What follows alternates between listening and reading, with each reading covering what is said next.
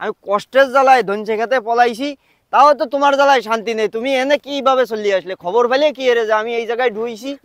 দেহেনি কেউ আসে নাই আশেপাশে, বাইরে তো আজকে বাস আমার পোঙার মধ্যে দেবে না। এ বাড়ি এ বাগানের ভিতরে দাদা তুমি এনে কি এরো? এ আসলাম তোমারে খুঁজতে খুঁজতে যে ধরলাম তরিকুল নাকি বাগানে, তো তুমি বাগানে কিতেছো? আরে দাদা রে আর কইও না, কপালে গাড়ি মারিয়ে গেছে। জ্বর দিলাম ওই বাঁশ আর ঝাঁটা দিয়ে, বাঁশ দিয়ে আর ঝাঁটা দিয়ে গেলাম জ্বর ঠেয়াতি।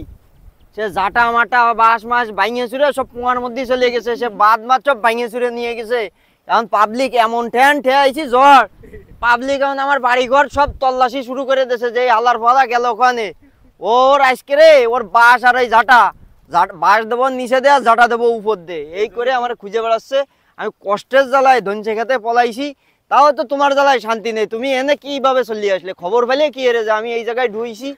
এ বাঁশ দিয়ে আমি আর জীবনে আমি মাপ চাই বাবা, আমি আর কোনোদিন কারোর জ্বর মর থামাতে যাবো না, নিজের জ্বর এখন থামাবো কি আরে, সেই দুঃখে আমি মরতেছি।